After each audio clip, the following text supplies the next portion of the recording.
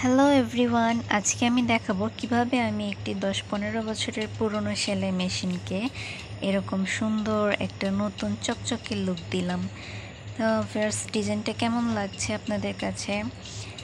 প্রথমেই যেটা করতে হবে, এই যে আমার যে পুরনো সেলাই মেশিনটা দেখতে পাচ্ছেন, এটার অবস্থা খুবই খারাপ, একদম রং চং উঠে মানে অনেক খারাপ একটা অবস্থা। অনেক পুরনো মেশিন ছিল এটা, প্রায় 10-15 বছর আগের। তো প্রথমে এরকম শিরীষ কাগজ নিতে হবে। এই শিরীষ কাগজগুলো কিন্তু বাজারে 50 টাকা 40 টাকার মধ্যে পাওয়া যায়। তো এই কাগজটা আবার দুই ধরনের হয়, একটা কাঠ ঘষার জন্য, একটা লোহা ঘষার জন্য।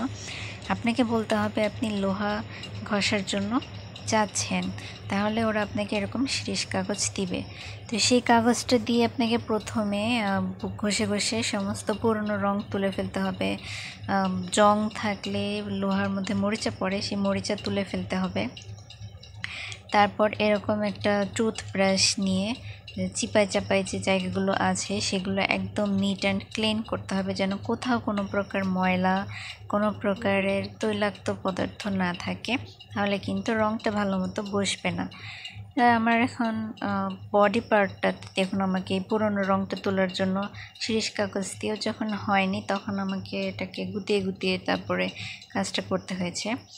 এরপরে আমি এখন সাদা কালারের বেস কালার দিব, সাদা দিয়ে বেস রঙটা করতে চাচ্ছিলাম।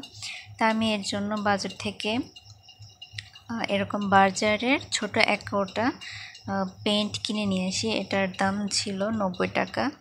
আমার ধারণা ছিল 1 কৌটাতে হয়তো হবে না, কিন্তু আল্লাহর রহমতে 1 কৌটাতেই হয়ে গিয়েছে।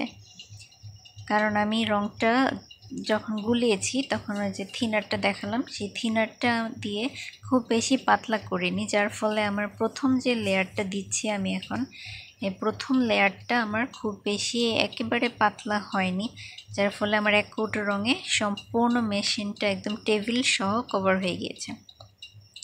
আপনারা যখন রঙটা গুলবেন একটু কেয়ারফুলি গুলবেন, যেন রঙটা বেশি পাতলা না হয়। তো দেখুন ভিউয়ার্স, আমি এখন এই ডেকো পেপার এবং মানে ডেকোপেজ পেপার এবং মড পজ গ্লু নিয়েছি। এগুলো আমি এখন আমার এই সাদা মেশিনটার উপরে লাগাবো। মেশিনটা দেখুন সাদা রঙ করার পর এরকম হয়েছিল। তা আমি প্রথমে একটু মাপ দিয়ে নিলাম যে কিভাবে কোন দিক থেকে লাগাবো। তারপর আমি এখানে গ্লু লাগিয়ে নিব। এই যে মড পজ গ্লুটা লাগিয়ে নিচ্ছি, এখানে কিন্তু অন্য কোনো গ্লু ইউজ করা যাবে না, এই মড পজ গ্লুটা ইউজ করতে হবে। আর এই গ্লুটার দাম নিয়েছিল আমার কাছ থেকে 300 টাকা।